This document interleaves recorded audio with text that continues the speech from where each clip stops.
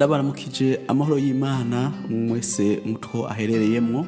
Turabandanya no munsi ugira gatatu mu misi 21 yo kwegereza Imana n'ubwami bwayo. Ingingo y'umunsi, umutima utunganye canke utanduye.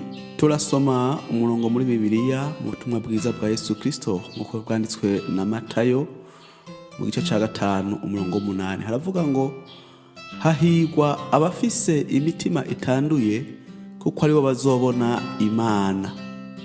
Amaze kutwigisha kwihana no kwiyegurira Imana, Yesu Kristo adushikana ku mutima aho ivy'Imana bitangurira. Aravuga ati hahigwa abafise imitima itunganye canke itanduye. Ntavuga ku bikorwa gusa, ahubwo avuga ku mutima. Umutima utanduye si umutima utagira amakosa, oya, ariko n'umutima udafise uburyarya ushobora gucagura hagati y'Imana n'ibindi. Umutima wuzuye ukuri n'inyota byo gushimisha Imana. Yesu Kristo aratwereka ko gushikira Imana bidashikira umuntu wari we wese, ariko bishikira abafise imitima itunganye imbere yayo.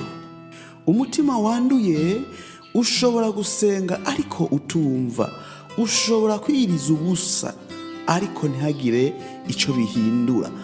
Umutima wanduye ushobora gukora ivyiza ariko umuntu ari kure y'Imana.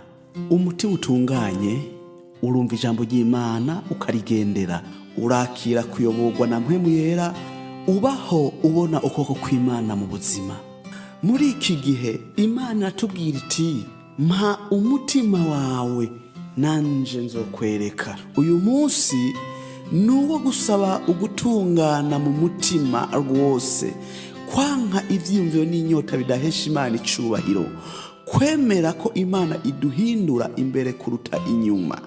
Hanyuma natwe dusabwa gusuzuma imitima yacu, kwiyumvira ivyo tubika mu mitima yacu bidahesha Imana icubahiro, kwanka uburyarya n'imitima ibiri, gusaba kubaho mu kuri imbere y'Imana n'abantu, kwitandukanya n'ibishobora kwanduza imitima yacu, kugendera mu kuri no mu butungane. Senga usaba Imana iguhe umutima utunganye. Saba ugutungana kw'ivyiyumviro. Senga usohora mu mutima ibidashimisha Imana. Saba kugira ngo ushobore kubaho mukuri n'ubutungane. Sengera ishengero ribe irifise umutima utunganye.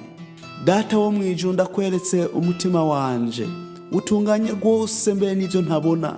Unkize ivyifuzo bidatunganye. Mu mutima utunganye imbere yawe, umutima ukunda ukuri n'ubutungane. Ndipfuza kukubona mu buzima bwanje, nico gituma ngusaba umutima mushasha mw'izina rya Yesu Kristo. Amen.